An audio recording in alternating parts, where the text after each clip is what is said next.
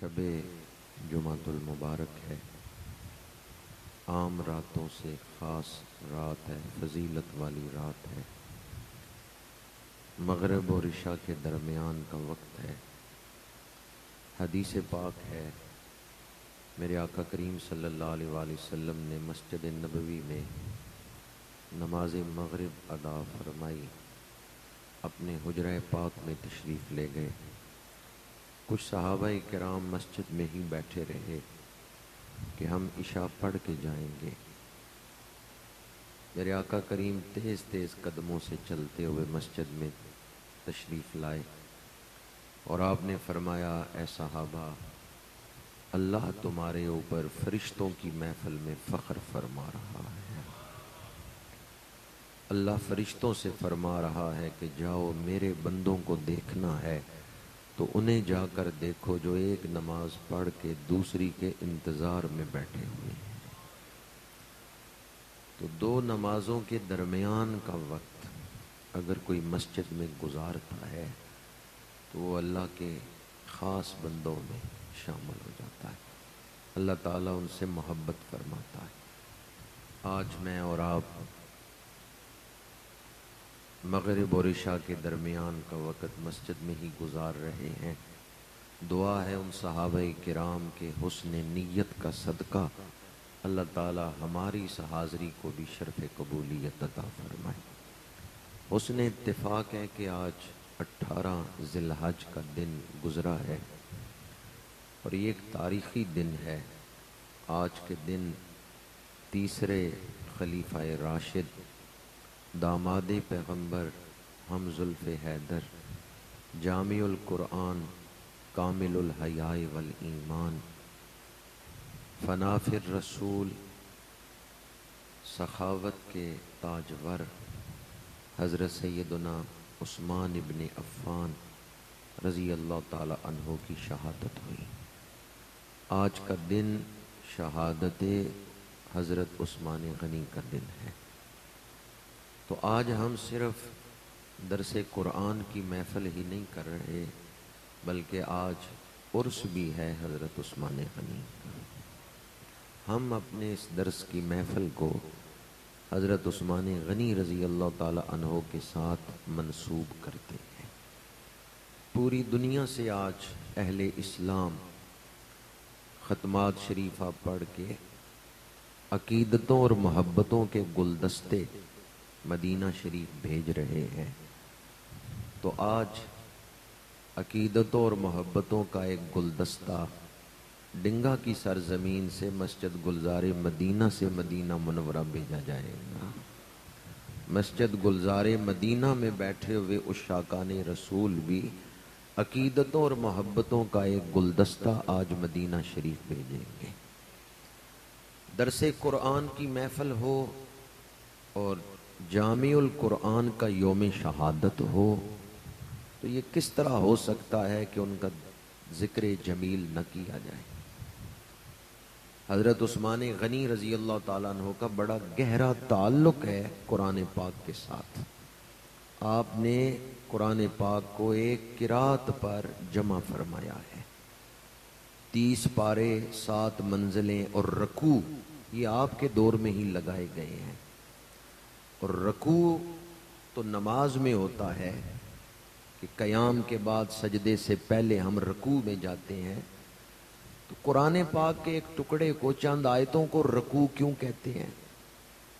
اس لیے کہ حضرت عثمان غنی رضی اللہ تعالیٰ عنہ نماز تراویح میں جتنی آیتیں پڑھ کے رکوع کرتے تھے وہاں عین لکھا گیا ہے۔ تو یہ قرآن پاک پہ جو رکوع لگے ہوئے ہیں یہ رکوعات عثمانی ہیں، اور جو عین لکھا ہوتا ہے حاشیے میں یہ حضرت عثمان غنی کے نام کا عین ہے، کہ یہاں حضرت عثمان غنی رکوع کرتے تھے نماز تراویح میں۔ وہ لوگ جو حضرت عثمان غنی رضی اللہ تعالیٰ عنہ کی عظمت و شان میں بے ادبی کرتے ہیں، وہ بھی حوالہ انہی رکوعوں کا دیتے ہیں جتنے رکوع میں یہ آیت ہے جو رکوعات عثمانی ہیں۔ تو حضرت عثمان غنی رضی اللہ تعالی عنہ کا قرآن پاک کے حوالے سے قیامت تک آنے والی امت مسلمہ کی گردنوں پر احسان ہے کہ آپ نے ایک قرات پر تمام مسلمانوں کو جمع فرمایا۔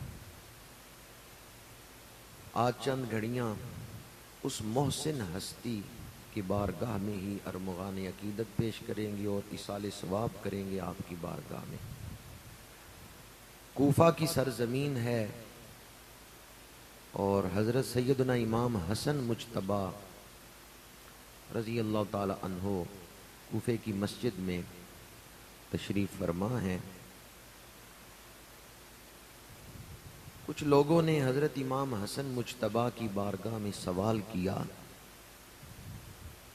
کہ تیسرے خلیفہ راشد حضرت عثمان غنی کے بارے میں آپ کیا کہتے ہیں؟ کس سے سوال ہوئے؟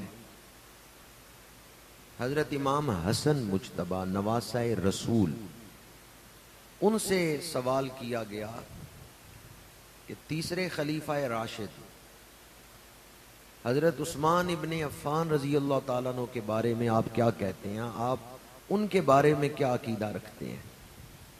تو حضرت امام حسن مجتبی نے فرمایا کچھ دیر ٹھہر جاؤ، امیر المؤمنین مولا علی شیر خدا مسجد میں تشریف لا رہے ہیں، ہم ان کی زبان سے سنیں گے، یہ سوال ان سے کرنا، جو مولا علی کا عقیدہ ہے وہی میرا عقیدہ ہے۔ کچھ دیر گزری، حضور حیدر کرار شیر خدا رضی اللہ تعالیٰ عنہ مسجد میں تشریف لے آئے۔ حضرت امام حسن مجتبی رضی اللہ تعالیٰ عنہ نے عرض کیا کہ یہ لوگ مجھ سے پوچھ رہے تھے کہ امام حضرت سیدنا عثمان ابن عفان رضی اللہ تعالیٰ عنہ کے بارے میں تمہارا کیا عقیدہ ہے، تم کیا کہتے ہو؟ تو میں نے کہا کہ امیر المومنین تشریف لا رہے ہیں، وہ تمہیں جواب دیں گے۔ مولا علی شیر خدا مسکرائے، فرمایا اس ہستی کے بارے میں علی سے کیا پوچھتے ہو جس کی شان میں قرآن کی آیتیں نازل ہوتی رہیں؟ مولا علی شیر خدا نے فرمایا اس ہستی کے بارے میں مجھ سے کیا پوچھتے ہو جس کی شان میں قرآن کی آیتیں نازل ہوئیں؟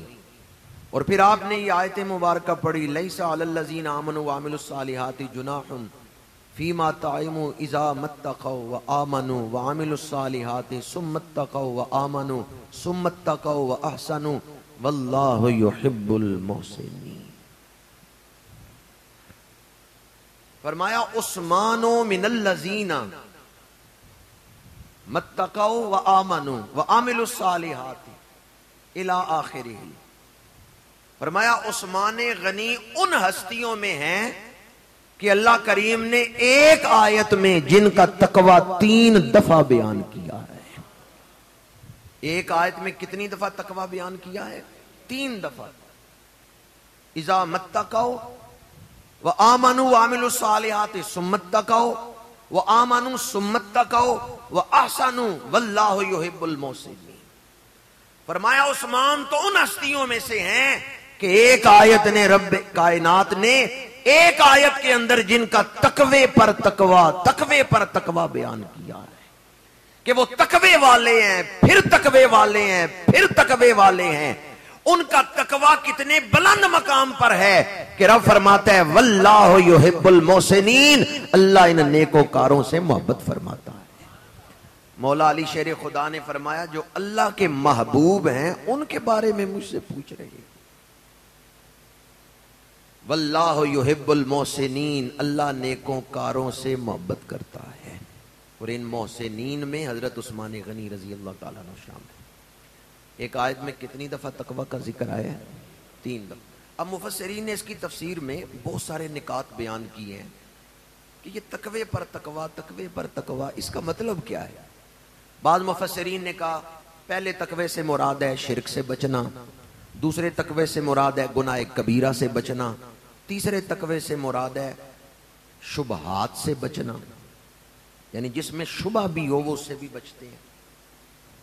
تو یہ تقوی کا اعلیٰ مقام ہے، شرک سے بھی بچتے ہیں، گناہ کبیرہ سے بھی بچتے ہیں اور شبہات سے بھی بچتے ہیں۔ ایک تفسیری قول یہ ہے۔ دوسرا تفسیری قول، زمانے ہیں تین، ماضی، حال، مستقبل۔ مفسرین نے ایک قول یہ کیا اس آیت کی تفسیر میں کہ یہاں ان لوگوں کا ذکر ہے جن کا ماضی بھی تقوی سے گزرا ہے، جن کا حال بھی تقوی کے ساتھ گزر رہا ہے، جن کا مستقبل بھی تقوی والا ہے۔ اب قرآن نازل نہیں ہوا تھا تو ان صحابہ کا ماضی تھا، وہ تقوی سے کیسے گزرا؟ تو یاد رکھیں یہ خلفائے راشدین اور کچھ صحابہ ایسے ہیں کہ دور جاہلیت میں بھی انہوں نے شراب نہیں پی، زنا نہیں کیا، سود نہیں کھایا۔ جاہلیت کے دور میں بھی پتا چلتا ہے کہ قدرت ان کو نبوت کی خلافت کے لیے تیار فرما رہی ہے۔ چمن میں پھول کا کھلنا تو کوئی بات نہیں، زہے وہ پھول جو گلشن بنائے سہارا کو۔ وہ ہستیاں کس قدر شان والی ہیں کہ دور جاہلیت میں بھی جنہوں نے شراب نہیں پی، حضرت عثمان غنی انہی ہستیوں میں بھی پاکیزہ تھا۔ آپ خلفائے راشدین کا کردار پڑھ کے دیکھیں، بڑے سے بڑا اسلام کا دشمن ان ہستیوں کے بارے میں یہ نہیں کہہ سکتا کہ انہوں نے دور جاہلیت میں فلاں عمل کیا ہے جس کی وجہ سے وہ نبوت کے خلیفہ بننے کے اہل نہیں۔ قدرت نے اس دور میں بھی ان کی حفاظت فرمائی۔ تو حضرت عثمان غنی رضی اللہ تعالیٰ عنہ کی شان میں قرآن پاک کے اندر آیات نازل ہوئی۔ سورہ زمر میں ہے، امن ہوا قانت آناء اللیل ساجدا وقائما الی آخرہ۔ مفسرین فرماتے ہیں یہ آیت حضرت عثمان غنی رضی اللہ تعالیٰ عنہ کی شان میں نازل ہوئی۔ قانت، پرہیزگار، اطاعت شعار، اللہ کے حکموں کے مطابق زندگی گزارنے والا، اور رات کے مختلف پیروں میں اٹھ کے سجدے کرنے والا۔ رات پوے تے بے دردانو نیند پیاری آوے، درد مندانو یاد سجن دی ستیاں آن جگہ۔ قانت کی شان بیان کرتے ہوئے قرآن پاک میں فرمایا گیا امن ہوا قانتن آناء اللیل ساجدا وقائما۔ حضرت عثمان غنی رضی اللہ تعالیٰ عنہ ان ہستیوں میں سے ہیں جنہوں نے ایک رکعت میں پورا قرآن پڑھا ہے۔ آپ تو ایک رکعت میں پورا قرآن پڑھنا تو بڑی دور کی بات ہے، میں اور آپ تو ایک رکعت میں سن نہیں سکتے اگر قاری صاحب آگے پڑھنے والے ہوں۔ ہمارے لیے تو ایک رکعت میں ایک پارہ سننا مشکل ہے، پیچھے کھڑے ہو کے صرف سننا مشکل ہے۔ اور حضرت عثمان غنی وہ ہیں جنہوں نے ایک رکعت میں پورا قرآن پڑھا ہے۔ آپ کو نوافل کا شوق تھا، تلاوت قرآن کا شوق تھا، اور نفلی روزے رکھنے کا شوق تھا۔ اس لیے مفسرین کہتے ہیں آپ کی روح میں عبادت کا شوق اعلیٰ درجے کا تھا، آپ قانت تھے۔ ایک آیت جو میں نے خطبہ میں پڑھی ہے اس کا پہلا حصہ تلاوت کیا، مکمل آیت نہیں پڑھی۔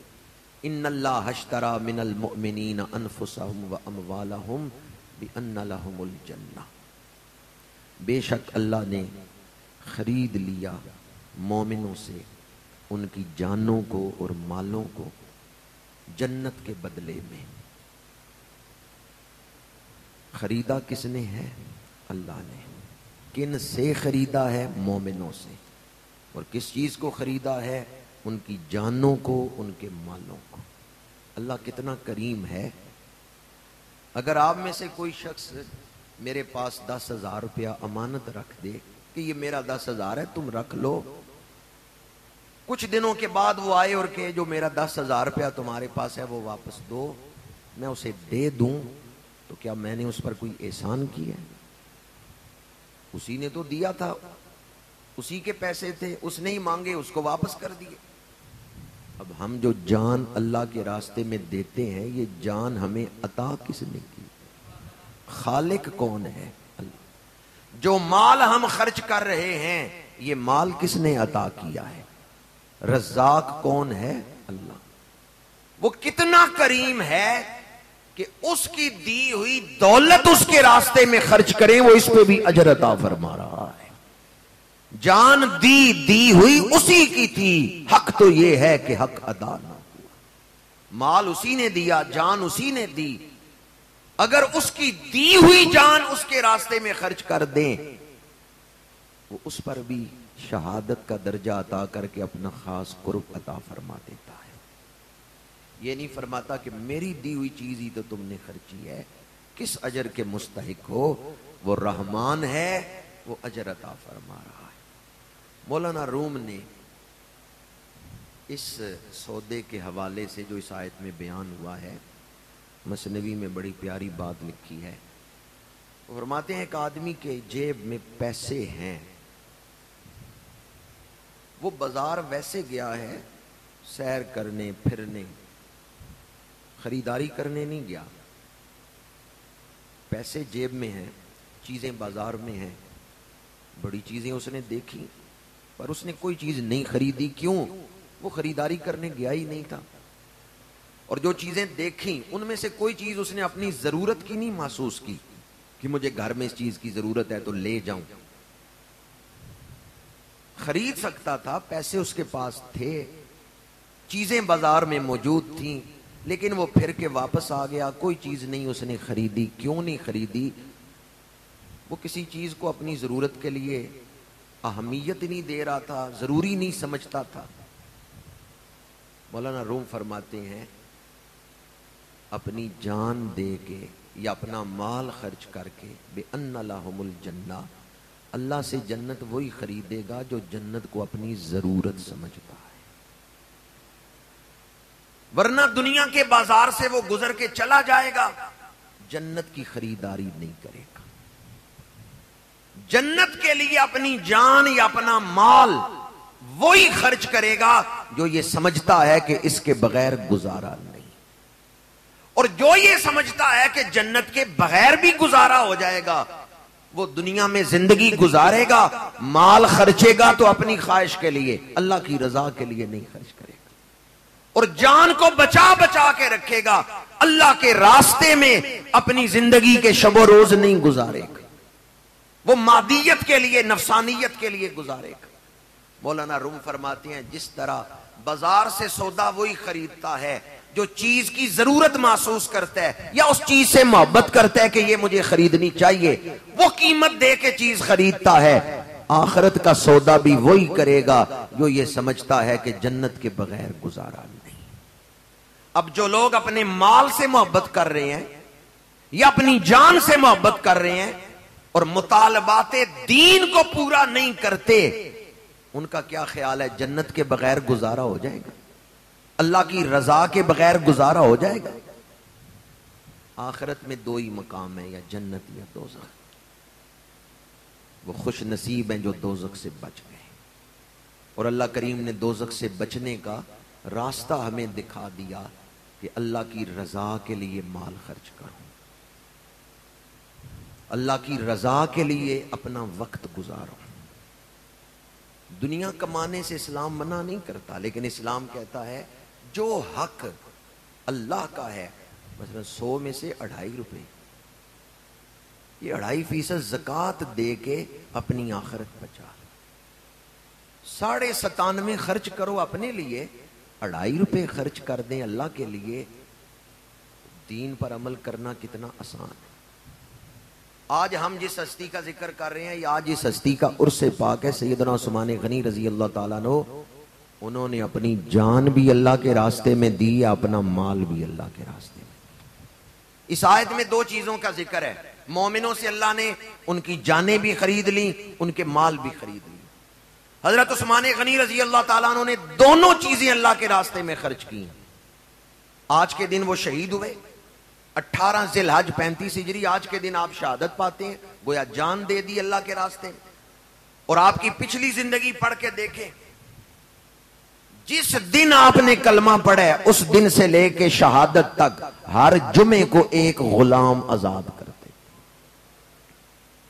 جو ہاتھ حضور کے ہاتھ میں دے کے بیعت کی ہے، شہادت تک اپنے ہاتھ کو شرمگاہ سے ٹچ نہیں کیا کہ یہ ہاتھ حضور کے ہاتھ سے لگ گیا ہے، اب یہ میری شرمگاہ سے نہ لگے۔ اس قدر نسبت رسول کا احترام حضرت عثمان غنی نے کیا. اور مال خرچ کرنے میں تو آپ نے امت کو نمونہ دکھایا ہے کہ دین پر کس طرح مال خرچ کرنا چاہیے. نصرت دین کی چلتی پھرتی تصویر کا نام عثمان غنی ہے. نصرت دین، خدمت دین کی مجسم تصویر کو دیکھنا ہو تو حضرت عثمان غنی کی سیرت کو پڑھ لیں. ایثار کسے کہتے ہیں؟ اپنی ضرورتوں پر دین کو ترجیح دینا کسے کہتے ہیں؟ اس کا مطلب کیا ہے؟ اگر یہ سمجھنا ہو تو حضرت عثمان غنی کی سیرت پڑھ لیں. ایک صحابی آئے حضور کی بارگاہ میں، تنگ دست تھے. میرے آقا کریم نے فرمایا جاؤ عثمان غنی کی بارگاہ میں، وہ تمہاری مدد کریں گے. وہ آگے حضرت عثمان غنی کے بارگاہ میں. آپ اپنے غلام کو ناراض ہو رہے تھے اور نمک زیادہ ڈالنے پہ ناراض ہو رہے تھے.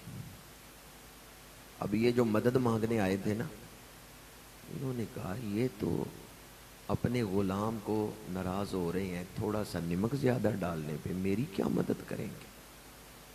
انہوں نے کوئی سوال نہیں کیا، واپس آ گئے. دوبارہ حضور کی بارگاہ. میرے آقا کریم نے فرمایا کیا تم نے عثمان غنی سے جا کے میرا پیغام نہیں دیا؟ یا رسول اللہ نہیں.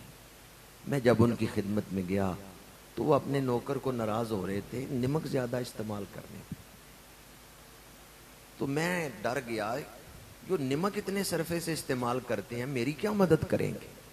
دوبارہ حضور نے بھیجا، فرمایا جاؤ جا کے عثمان غنی کی بارگاہ میں اپنی خواہش بیان کرو، وہ تمہاری مدد کریں گے. یہ دوبارہ آئے تو اس وقت حضرت عثمان غنی اپنے غلام کو ناراض ہو رہے تھے، آج تم نے چراغ میں تیل زیادہ ڈالا ہے، اتنا تیل نہیں چراغ میں ڈالنا چاہیے. یہ جو سوال کرنے آئے تھے نا، شرم کے مارے اب بھی نہیں سوال کیا، واپس حضور کی بارگاہ.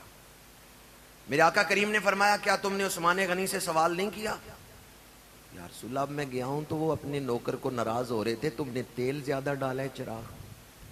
میرے آقا کریم مسکرائے، فرمایا جاؤ جا کے عثمان غنی کو میری طرف سے پیغام دو، میرا نام لے کے پیغام دو کہ مجھے اللہ کے رسول نے بھیجا ہے.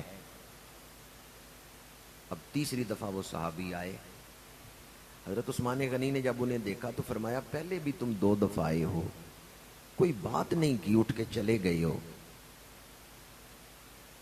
اس صحابی نے سارا واقعہ سنایا، میں پہلے کیوں آیا، چلا گیا تو کس وجہ سے سوال کیے بغیر گیا، دوبارہ کیوں آیا، کس وجہ سے سوال کیے بغیر واپس چلا گیا. اور اب مجھے حضور نے فرمایا میرا نام لے کے، میرا ذکر کر کے، میرا حوالہ دے کے کہنا کہ مجھے اللہ کے رسول نے بھیجا ہے. اب اس لیے میں تیسری دفعہ آیا ہوں سوال کرنے. ڈنگا کے غیور مسلمانوں ذرا حضرت عثمان غنی کا جواب سننا. آپ مسکرائے، فرمایا یہ جو میں نمک کے لیے اور تیل کے لیے ناراض ہو رہا تھا نا، یہ میں اپنے حوالے سے، اپنے خرچے کے حوالے سے، جہاں تک حضور کا تعلق ہے عثمان کے گھر کے دروازے کھلے ہوئے ہیں، جو چیز چاہتے ہو اٹھا کے لے جاؤ. میرے خزانوں کے دروازے کھلے ہوئے ہیں، جو چیز چاہتے ہو تم اٹھا کے لے جاؤ. یہ سب کچھ حضور کا ہی ہے، یہ سب کچھ اللہ کے رسول کا ہی ہے.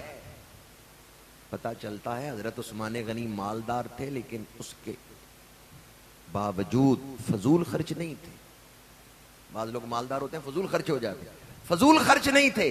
ہاں اپنا مال خرچتے تھے تو اسلام پر خرچتے تھے، نصرت دین پہ خرچ کرتے تھے. اور جہاں حضور کا نام آ جاتا تھا وہاں حضرت عثمان غنی کیا فرماتے ہیں، آنے والے جو چیز چاہیے اٹھا کے لے جا، یہ سب کچھ حضور کا ہی. اعلیٰ حضرت نے فتاوی رضویہ میں لکھا ہے، آپ فرماتے ہیں اگر ایمان کی حلاوت محسوس کرنا چاہتے ہو اپنے آپ کو حضور کی ملک میں دے دو کہ میرا سب کچھ حضور کا ہے، تمہیں ایمان کی مٹھاس محسوس ہو. حضرت سیدنا عثمان غنی رضی اللہ تعالیٰ عنہ فرماتے ہیں میں تجارت کرتا ہوں، مال کماتا ہوں، پر اپنے لیے نہیں، میں تو اسلام کی خدمت کے لیے مال کماتا ہوں. اور تاریخ پڑھ کے دیکھیں، ایک بزرگ نے بڑی پیاری تشبیہ دی ہے خلفائے راشدین کی کہ اشاعت دین میں، تبلیغ دین میں خلفائے راشدین کی شان کیا ہے. ایک تشبیہ کے ذریعے انہوں نے بیان کیا ہے کہتے ہیں یوں سمجھو کہ اسلام ایک جسم ہے تو صدیق اکبر اس جسم کا دل ہے، اور فاروق اعظم اس جسم کا دماغ ہے، عثمان غنی ہاتھ ہے، اور مولا علی اس بدن کی جان ہے۔ عثمان غنی کیا ہے؟ ہاتھ۔ اسلام ایک جسم ہے تو عثمان غنی اس کے ہاتھ۔ صحابہ کرام نے ہجرت کی مکہ سے مدینہ منورہ، کئی صحابہ ایسے ہیں ننگے پیر مکے سے مدینہ منورہ آئے ہیں، کچھ صحابہ ایسے ہیں پورا لباس نہیں تھا، ماں نے چادر دی ہے، ایک حصے سے شرمگاہ ڈھانپی ہے، ایک حصہ سر پہ لیا ہے، ستر ڈھانپا ہے اور سر ڈھانپا ہے، ننگے پیر مدینہ منورہ آئے۔ اب اگر ان سے کہا جائے کہ پانی خرید کے پیو تو جو خالی ہاتھ مدینہ منورہ آئے ہیں وہ یہاں کے پانی خرید کے پی سکتے ہیں؟ آج کل بھی ہر آدمی منرل واٹر تو نہیں پیتا، پانی خرید کے تو نہیں پی سکتا، حالانکہ آج کل ہمیں بڑی آسائشیں حاصل، پر دور ہی وہ ہے۔ صحابہ اپنے گھر مکے میں چھوڑ آئے، کاروبار مکے میں چھوڑ آئے، اور جو صحابہ مال لے کے نکلے بھی ابو جال نے، کافروں نے راستے میں روکا، ان سے مال چھین لیا۔ حضرت صہیب رومی سارا مال ابو جال نے چھین لیا، وہ خالی ہاتھ مدینہ منورہ آئے۔ تو اب جب وہ مدینہ منورہ پہنچے، یہاں پانی ہی آسانی سے نہیں مل رہا۔ روما کا کنواں ہے، اس نے دیکھا رسد کم ہو گئی ہے اور طلب بڑھ گئی ہے، آبادی دگنی ہو گئی ہے، کنواں ایک ہی ہے جس سے انہوں نے پانی پینا ہے، اس نے قیمت بڑھا دی۔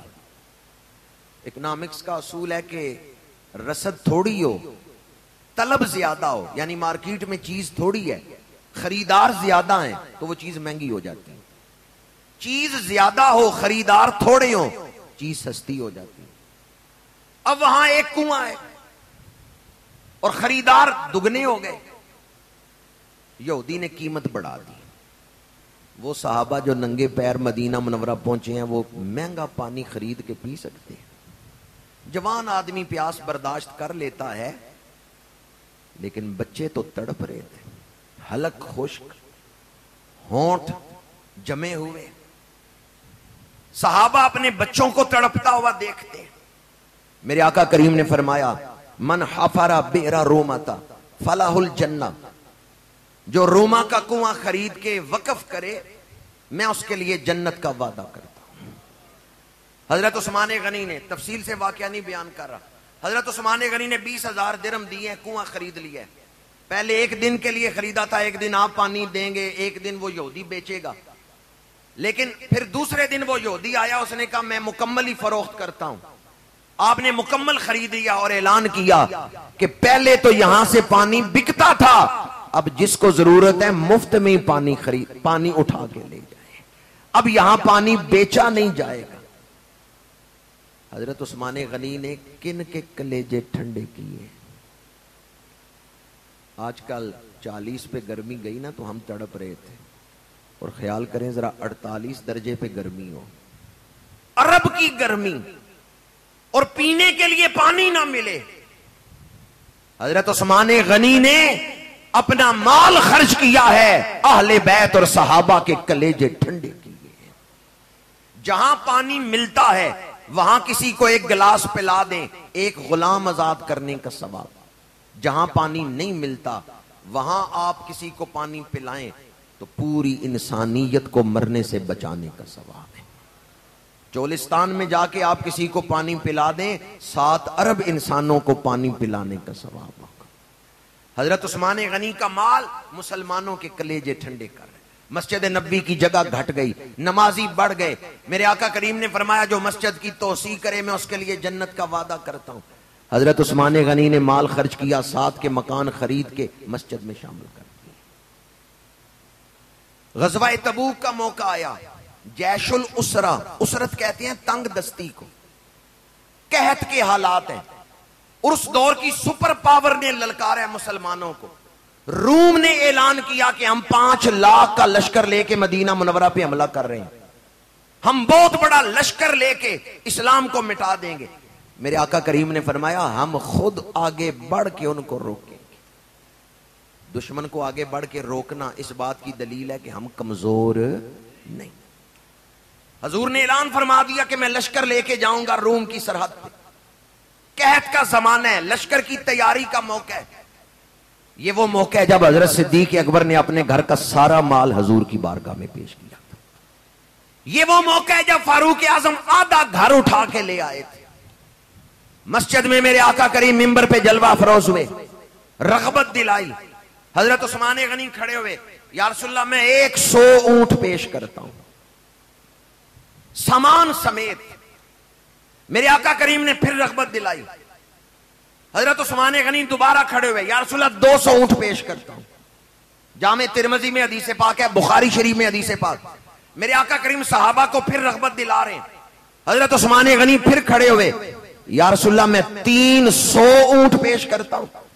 ان کی مہاریں بھی, ان کے پالان ہودج بھی, ان پر جو سوار بیٹھیں گے ان کا خرچہ بھی, ان کے جوتوں کے تسمے بھی. اور بعض کتابوں میں یہ حدیث ہے, آپ نے فرمایا میں 1000 اونٹ پیش کرتا ہوں. 1000 اونٹ, مہاریں بھی, ہودج بھی, ان اونٹوں پہ بیٹھنے والے سپاہیوں کا خرچہ بھی, ان سپاہیوں کے پیروں میں جو جوتے ہیں جوتوں کے تسمے بھی میں پیش کروں گا, ان کے گھر کا خرچہ بھی میں دوں گا. کتنے اونٹ؟ آج کل کتنے کا اونٹ آ رہے ہیں جی؟ ابھی قربانی گزری ہے. اچھا صحت مند اونٹ, چونکہ مدینہ منورہ سے تبوک جانا ہے. ماڑا اونٹ نہیں جو 2-4 میل چل کے تھک جائے. اونٹ بھی صحت مند, طاقت والا اونٹ جو مدینہ منورہ سے تبوک تک سوار کو لے کے بھی جائے. ایسا نہیں کہ راستے میں کمزور اونٹ بیٹھ جائے.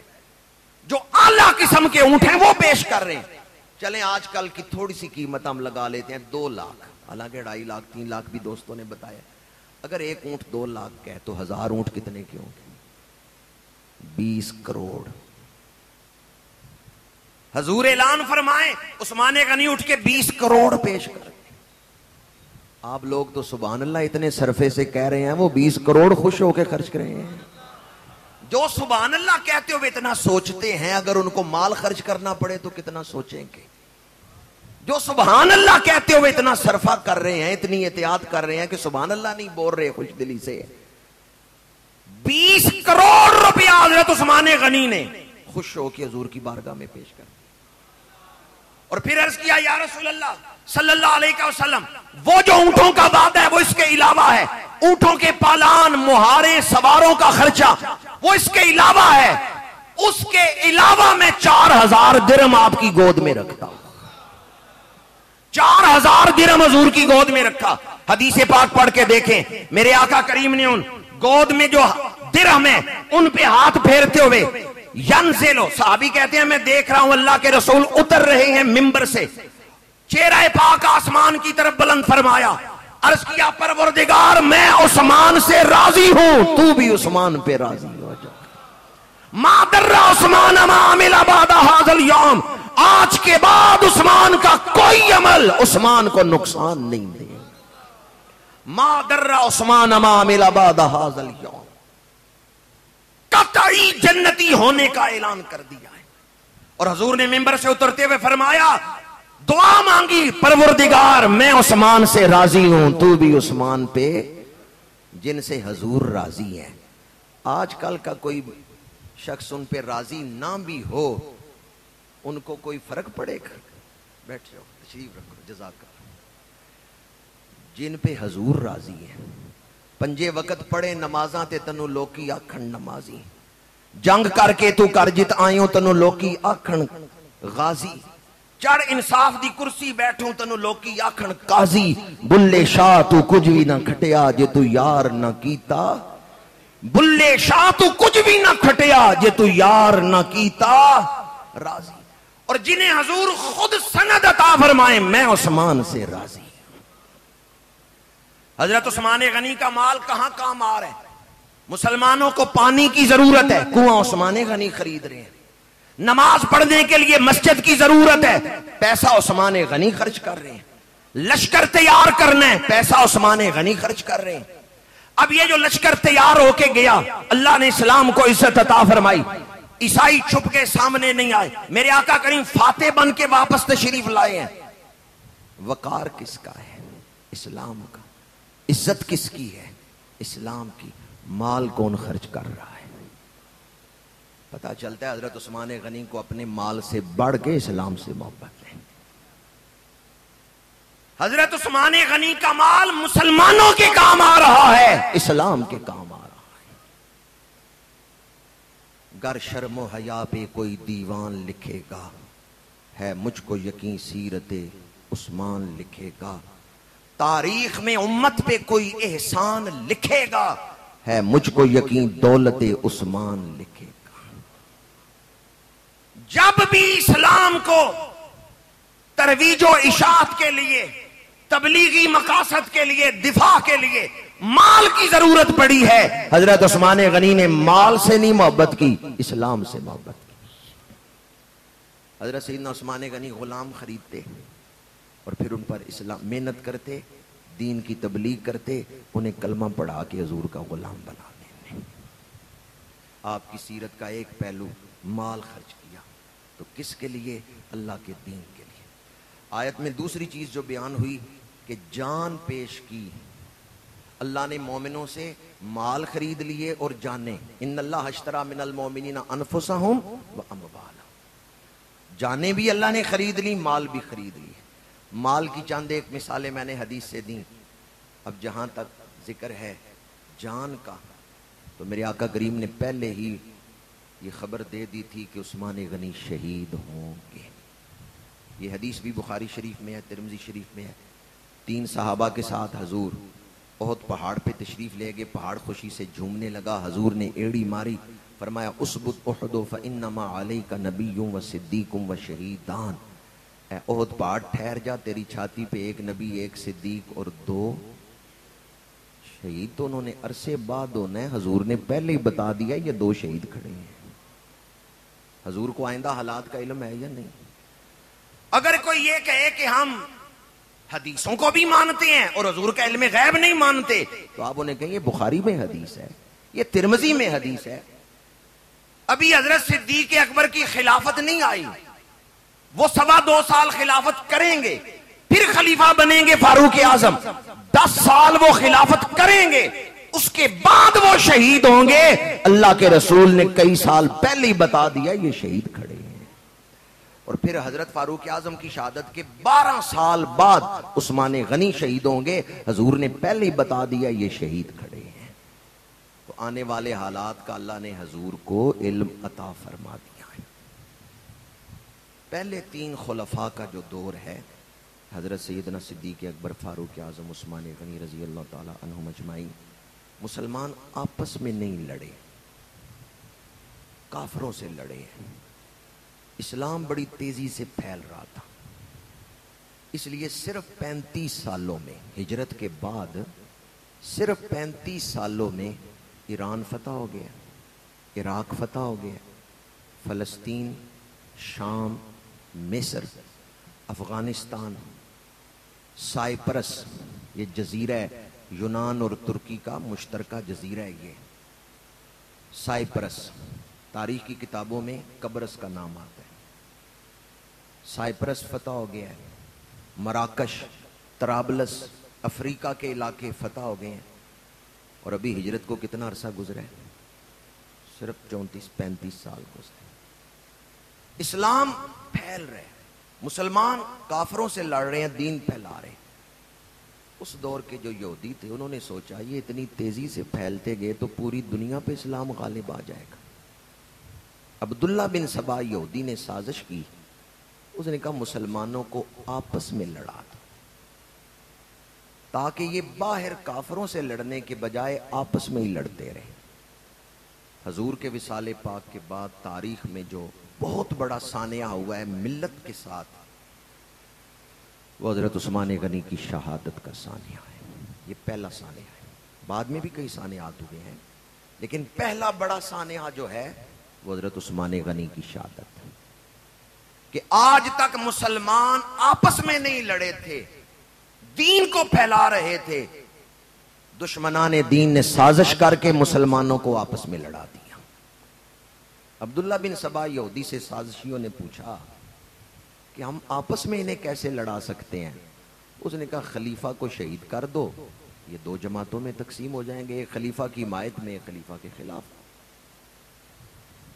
شہادت سے پہلے حضرت عثمان غنی نے فرمایا تھا، جو لوگ آئے تھے آپ کے خلاف تلواریں لے کے، کہ میرے خون سے ہاتھ نہ رنگو ورنہ قیامت تک مسلمان اکٹھے نہیں ہو سکیں گے۔ یہ آپ کی بصیرت تھی۔ عبداللہ بن سبا یہودی نے سازش کی، مصر، شام، کچھ علاقوں کے مسلمان اکٹھے کیے، عراق، خلیفہ کے خلاف ان کا ذہن بنایا۔ مصر سے کچھ لوگ آئے مدینہ منورہ، ہمارا مطالبہ ہے کہ آپ اپنے گورنر کو بدل دیں۔ حضرت عثمان غنی سے انہوں نے مطالبہ کیا کہ مصر کا جو گورنر ہے وہ آپ ہٹا دیں اور ہماری مرضی کا گورنر لگائیں۔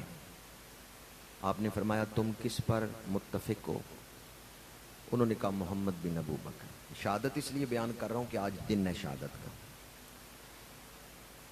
آپ نے فرمایا محمد بن ابو بکر میرے بھتیجے ہیں، یعنی حضرت صدیق اکبر کے بیٹے ہیں۔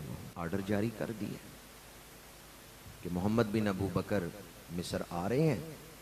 پہلے گورنر کے نام خط تھا کہ تم گورنری کی مسند چھوڑ دو، محمد بن ابو بکر رضی اللہ تعالی عنہما ان کو گورنری دے دو۔ یہ آرڈر لے کے محمد بن ابو بکر قافلے کے ساتھ مدینہ منورہ سے نکلے، مصر کی طرف سفر کر رہے ہیں۔ اب جو سازشی ذہن تھا انہوں نے کہا ہم نے تو سوچا تھا کہ یہ اپنا گورنر نہیں ہٹائیں گے تو ہم اس پر اشتعال دلائیں گے لوگوں کو اور خلیفہ کے خلاف کریں گے۔ ہماری سازش تو ناکام ہو گئی ہے، انہوں نے تو ہمارا مطالبہ مان لیا ہے۔ مثلاً کوئی سازشی ذہن مطالبہ کرتا ہے کہ یہ مطالبہ ہم کریں گے، خلیفہ نہیں مانیں گے، اشتعال دلائیں گے، لڑائی ہوگی۔ تو اگر خلیفہ مطالبہ مان لیں تو اس کا مطلب کیا ہے؟ سازش ناکام ہو گئی۔ سازشیوں نے کہا کہ اب ہمیں جلدی سے کوئی دوسری سازش تیار کرنی چاہیے ورنہ تو ہماری ساری سازش ناکام ہو گئی۔ انہوں نے حضرت عثمان غنی کے غلام خریدے جو آپ کی ڈیوٹی دیتے تھے، غلام خریدے اور ان سے کہا کسی طرح خلیفہ کی مہر چوری کر کے لاؤ۔ حضرت عثمان غنی کی جو سرکاری مہر تھی وہ غلام نے چورائی ہے اور ان سازشیوں تک پہنچا دی ہے۔ انہوں نے ایک خط لکھا ہے، خود ہی تحریر کیا ہے کہ محمد بن ابو بکر آ رہے ہیں گورنر مصر کے نام، جب یہ مصر پہنچے تو ان کو قتل کر دو اور تم اپنے عہدے پہ بحال رہو۔ میرا خط دکھائیں تو اس پر یقین نہ کرنا۔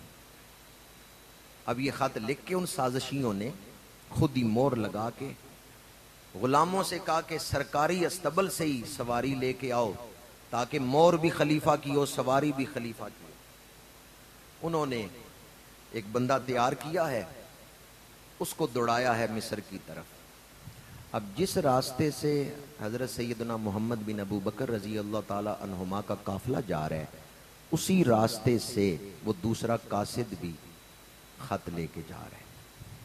یہ دلیل ہے اس بات کی کہ یہ خط حضرت عثمان غنی نے نہیں بھیجا تھا، کیونکہ اگر حکومت کی طرف سے خط جاتا تو بعد میں جو خط لے کے جا رہا ہے وہ اس راستے پہ نہ جاتا جس راستے پہ پہلا قافلہ جا رہا تھا۔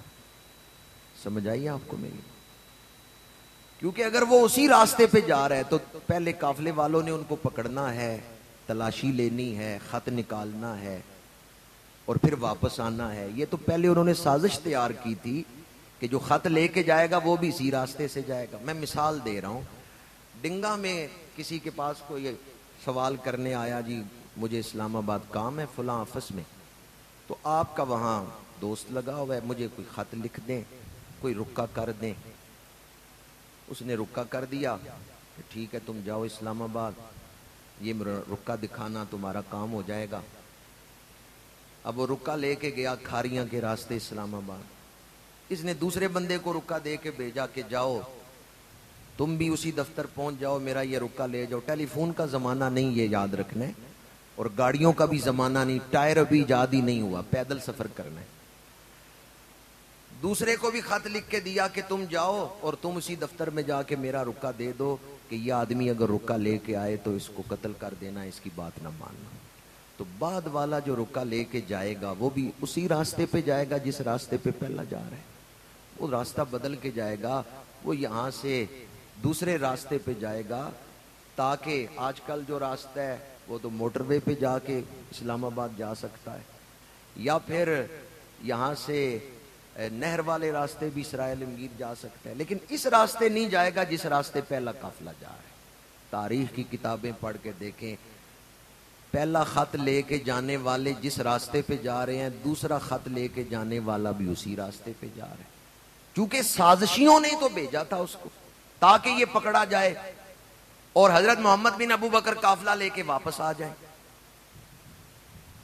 اب وہ جو دوسرا خط لے کے جا رہا تھا وہ راستے میں پکڑا گیا.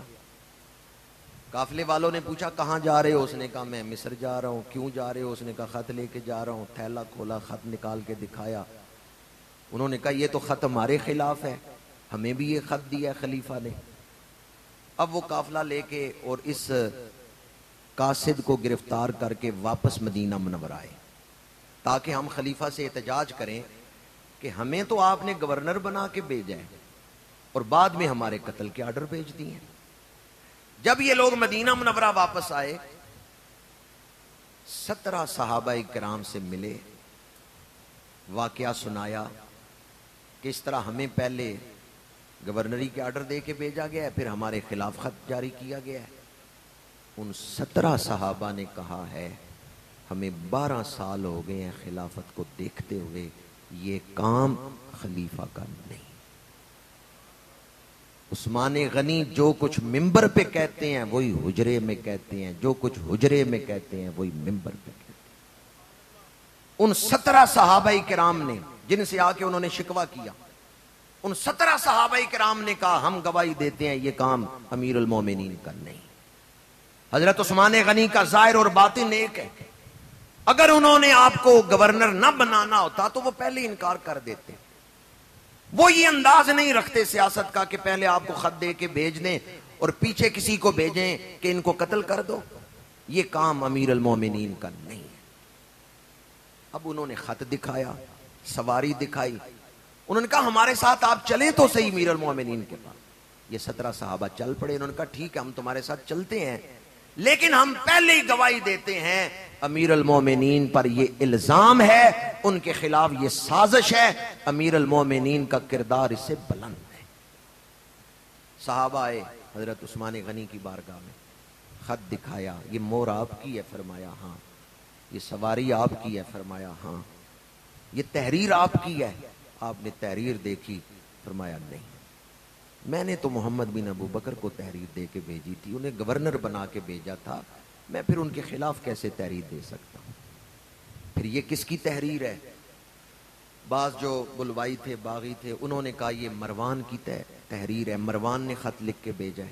آپ نے فرمایا ٹھیک ہے تم ثابت کر دو کہ یہ مروان کی تحریر ہے تو مروان کو سزا دی جائے گی. تم ثابت کر دو کہ یہ فلاں نے تحریر لکھ کے بھیجا ہے.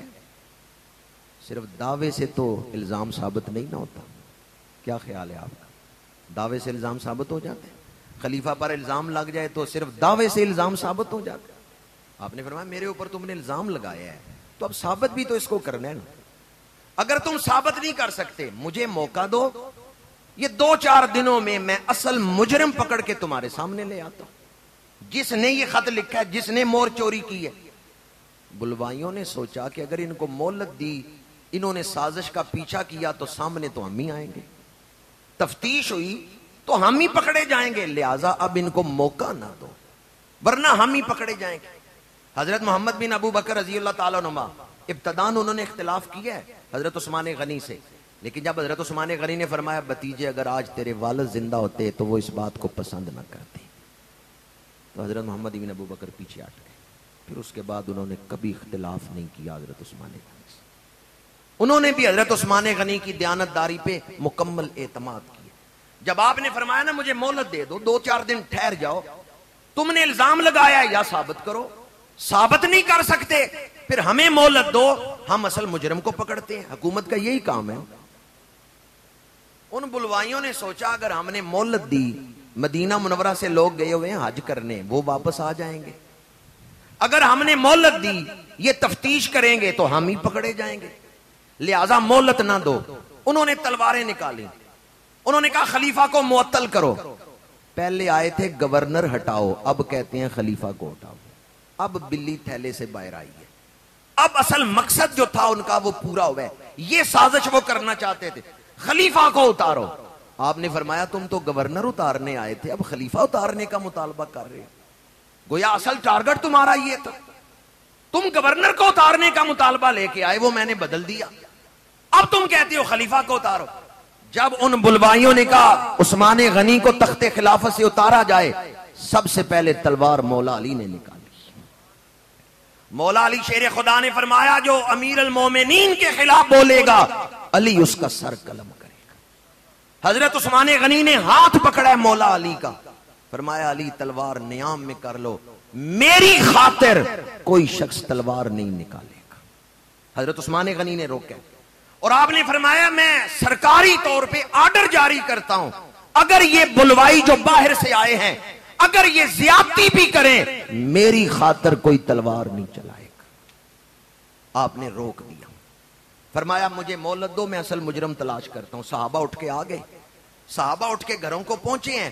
بلوائیوں نے حضرت عثمان غنی کے مکان کا محاصرہ کر لیا، پانی بند کر دیا، باہر سے کوئی چیز اندر نہیں جا سکتی، نہ کھانا نہ پانی۔ حضرت عثمان غنی پہ پابندی لگا دی، گھر سے نکل ہی نہیں سکتے، ان کے گھر کو جیل بنا دی ہے، پانی بند ہو گیا، مسجد نبوی میں آ کے نماز نہیں پڑھ سکتے۔ وہ عثمان جنہوں نے کنواں خرید کے اہل مدینہ کو پانی پلایا، آج ان پہ پانی بند ہے۔ وہ عثمان جنہوں نے مسجد نبوی کی توسیع کی، آج ان کو اجازت نہیں کہ مسجد میں آ کے نماز پڑھے۔ مولا علی شیر خدا کو جب یہ پتا چلا کہ حضرت عثمان غنی کے لیے پانی بند کر دیا گیا ہے، آپ نے مشکیزے پانی سے بھرے، سواری پہ رکھے، حسنین کریمین کو آگے لگایا، خود ساتھ چلے، فرمایا چلو امیر المومنین تک پانی پہنچا کے آتے ہیں۔ ان بلوائیوں نے مشکیزوں پر تیر چلائے، وہ مشکیزیں پھٹ گئے جو مولا علی لے کے جا رہے تھے۔ امیر المومنین کو پانی پہنچانے کے لیے مولا علی نے مشکیزیں باندھے، بلوائیوں نے تیر چلائے، مشکیزیں پھٹ گئے۔ حضرت مولا علی نے اس وقت بھی تلوار نکالی، مکان کی چھت سے حضرت عثمان غنی دیکھ رہے تھے۔ آپ نے فرمایا مولا علی رک جاؤ، میری خاطر تلوار نہ چلانا۔ اس وقت حضرت مولا علی نے اپنا امامہ شریف فضا میں اچھالا ہے، فرمایا امیر المومنین گواہ رہنا، علی نے آپ کے لیے تلوار نکالی اور علی آپ کی خاطر ہی تلوار کو نیام میں ڈال رہے۔ اگر آپ مجھے نہ روکتے تو میں ان بلوائیوں کے سر تن سے جدا کر دیتا۔ حضرت عثمان غنی کے پاس صحابہ آئے، آپ کیوں نہیں تلوار چلانے کی اجازت دیتے؟ مولا علی جو مشکیزیں لا رہے تھے وہ ان بلوائیوں نے تیر مار کے پھاڑ دیے، آپ کیوں نہیں اجازت دیتے ہمیں؟ حضرت عثمان غنی نے فرمایا ہم عام شہر میں نہیں بیٹھے ہوئے، یہ شہر رسول ہے، میں وہ پہلا خلیفہ نہیں بننا چاہتا جس نے شہر رسول میں خون بہایا۔ پھر آپ مدینہ منورہ چھوڑ کے ہجرت کریں، مکے چلے جائیں؟ فرمایا میں حضور کا شہر چھوڑ بھی نہیں سکتا، میں مدینہ منورہ نہیں چھوڑ سکتا۔ فرمایا اللہ کے رسول نے مجھے فرمایا تھا اے عثمان لعل اللہ یکمسک قمیصا، اللہ تمہیں خلافت کی قمیص پہنائے گا، عزت و وقار کا لباس پہنائے گا۔ فَأَرَادَكَ الْمُنَافِقُونَ عَلَىٰ أَن تَخْلَعَ، منافق تیرے بارے میں ارادہ کریں گے کہ خلافت کی قمیص، خلافت کا لباس تم سے اتار دیں۔ فَلَا تَخْلَعْ، اے عثمان اس وقت ثابت قدم رہنا، تمہارا امتحان ہوگا، آزمائش ہوگی۔ فَلَا تَخْلَعْ، وہ خلافت کی قمیص نہ اتارنا۔ حضرت عثمان غنی نے فرمایا میں خلافت چھوڑ دیتا اگر مجھے اللہ کے رسول نے حکم نہ دیا ہوتا، اگر مجھے اللہ کے رسول نے ثابت قدمی کا اور خلافت نہ چھوڑنے کا حکم نہ دیا ہوتا، اس لیے میں قائم رہوں گا، خلافت نہیں چھوڑوں گا۔ ہاں نہ میں ہجرت کروں گا، نہ مدینہ منورہ میں تلوار چلانے کی اجازت دوں گا۔ بلوائیوں نے سوچا جلدی کرو، کہیں فوج نہ باہر سے آ جائے ان کی مدد کے لیے، یا کہیں مکے سے حاجی نہ آ جائے مدینہ منورہ۔ یہ جو اہل مدینہ گئے ہوئے ہیں، انہوں نے حضرت عثمان غنی کو شہید کرنے کا ارادہ کر لیا۔ 4 خاص نسبتیں حاصل ہیں حضرت عثمان غنی کو شہادت کے وقت۔ آپ شہید مدینہ منورہ ہیں۔ پتہ ہے آپ کا گھر کہاں تھا؟ اللہ آپ سب کو مدینہ منورہ حاضری نصیب فرمائے۔ سنہری جالیوں پر سلام کر کے باہر نکلے نا، باب البقی، جو حضور کی سنہری جالیاں مواجہ شریف لائن لگی ہوتی ہے، لوگ سلام پیش کر کے گزرتے ہیں، تو جس دروازے سے باہر نکلتے ہیں اس کا نام ہے باب البقی۔ دائیں ہاتھ چھتریاں، پہلی چھتری جو ہے یہاں مکان تھا حضرت عثمان غنی۔ کتنا قریب ہے روضہ پاک سے آپ کا مکان۔ باب البقی سے باہر نکلیں، جنت البقی کی طرف دیکھیں، یہ جو پہلی چھتریاں ہیں ان میں دائیں ہاتھ پہلی چھتری، یہاں مکان تھا حضرت عثمان غنی۔ حضرت عثمان غنی کو ایک نسبت یہ حاصل ہے، مدینہ منورہ کی سرزمین۔ دوسری نسبت جمعۃ المبارک کا دن۔ تیسری نسبت منہ روزہ رکھا ہوا ہے، جب آپ شہید ہوئے حالت روزہ میں ہوئے۔ چوتھی نسبت قرآن پاک کی تلاوت کرتے ہوئے شہید ہوئے۔ جمعۃ المبارک کے دن آپ نے اپنی زوجہ حضرت بی بی نائلہ سے فرمایا کہ میرے لیے پاجامہ لے کے آؤ۔ ویسے آپ تہمد ہی باندھتے تھے، لیکن فرمایا پاجامہ لے کے آؤ۔ حضرت بی بی نائلہ پاجامہ لے کے آئیں تو آپ نے نیچے پاجامہ پہنا، اوپر تہمد۔ تو آپ کی زوجہ پوچھتی ہیں کہ پہلے تو آپ صرف تہمد ہی باندھتے تھے، آج نیچے پاجامہ کیوں پہنا ہے؟ اللہ اکبر، کلیجہ پھٹتا ہے شہید مظلوم کی شہادت کو بیان کرتے ہوئے۔ امیر المومنین نے فرمایا مجھے یقین ہے آج میری شہادت ہو جائے گی، آج میری شہادت ہو جائے گی۔ میں نے نیچے پاجامہ اس لیے پہنا ہے کہ شہادت کے وقت اگر تہ بند ہٹ بھی جائے میرا ستر ننگا نہ ہو، میرا وجود ننگا نہ ہو، اس لیے دوہرا اہتمام کیا، نیچے پاجامہ اوپر تہ بند، تاکہ شہادت کے وقت میرا ستر ننگا نہ ہو، جسم برہنہ نہ ہو۔ یہ تھے شرم و حیا کے پیکر، یہ تھے ہمارے خلیفہ۔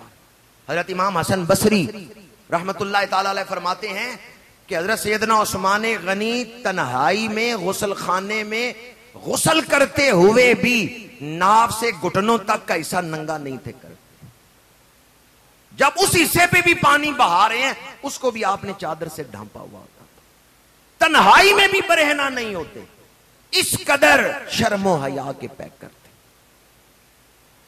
حضرت عثمان غنی نے نیچے پاجامہ پہنا، اوپر تہ بند۔ دوبارہ عرض کر رہا ہوں، مدینہ منورہ کی سرزمین، جمعۃ المبارک کا دن، منہ روزہ رکھا ہوا ہے اور فرما رہے ہیں آج میری شہادت ہو جائے گی۔ بیوی کہتی ہیں آپ کیسے یقین سے فرما رہے ہیں کہ آج میری شہادت ہوگی؟ فرمایا گزشتہ رات اللہ کے رسول خواب میں تشریف لائے اور آپ نے فرمایا عثمان میں تمہیں افطاری کی دعوت دینے آیا ہوں، کل روزہ میرے پاس آ کے کھولنا۔ بہت ساری روایات اس حوالے سے، میں ان میں سے ایک روایت آپ کو سنا رہا ہوں۔ اللہ کے رسول نے دعوت دی، شیخین کریمین ساتھ تھے۔ حضرت عثمان غنی فرماتے ہیں روزہ میں یہاں رکھ رہا ہوں، کھولوں گا حضور کی بارگاہ میں جا کے کہ اللہ کے رسول مجھے دعوت دے کے گئے، اس لیے مجھے یقین ہے کہ آج میری شہادت ہو جائے گی۔ آپ قرآن پاک کی تلاوت کر رہے ہیں، دشمن دروازے کو آگ لگا کے دروازہ توڑ کے اندر داخل ہوئے۔ آپ کی زوجہ حضرت بی بی نائلہ نے کہا دشمن اندر داخل ہو گیا ہے اور آپ قرآن پڑھ رہے ہیں، اٹھے اور ان کو روکیں۔ حضرت عثمان غنی نے فرمایا میں چاہتا ہوں میرے نامہ اعمال میں آخری عمل یہ لکھا ہوا ہو کہ عثمان قرآن پڑھتے ہوئے دنیا سے آیا ہے، میں قرآن کی تلاوت نہیں چھوڑوں گا۔ جب سے آپ محصور ہوئے تھے، یعنی قید کیے گئے تھے، آپ کے گھر میں ہی آپ کو جیل بند کیا گیا، اس دن سے لے کے شہادت تک 40 ختم قرآن کر چکے۔ ہمارے ہاں حالات خراب ہوں تو ہم تو ایک رکوع نہیں پڑھ سکتے، ہمیں تو دھیان ہی نہیں رہتا کہ تلاوت کرنی چاہیے۔ اور جب آپ معصور ہوئے، اس دوران 40 ختم قرآن کر چکے تھے، 41واں ختم قرآن شروع تھا، 41واں ختم قرآن شروع تھا، پہلے پارے کے آخری رکوع پر پہنچے تھے، تلاوت فرما رہے تھے کہ دشمن آپ کے قریب پہنچ گئے. آپ کی زوجہ بی بی نائلہ نے ہاتھ آگے بڑھایا، دشمن نے تلوار کا وار کیا ہے، بی بی نائلہ نے ہاتھ آگے بڑھایا، چاروں انگلیاں کٹ گئی، ہاتھ کٹ کے گرا. آپ کی زوجہ اس وقت اپنے سر سے چادر اتارنے لگی تاکہ میں واویلا کروں. عرب میں ایک رواج تھا کہ اگر کوئی ننگا سر کر کے مدد کے لیے پکارے تو دشمن بھی تلوار نیچے کر لے. عورت اگر سر ننگا کر کے پکارے تو دشمن بھی تلوار نیچے کر لیتے تھے. بی بی نائلہ اپنے سر چادر کی طرف ہاتھ بڑھانے لگی تاکہ سر ننگا کر کے میں مدد کے لیے آواز دوں.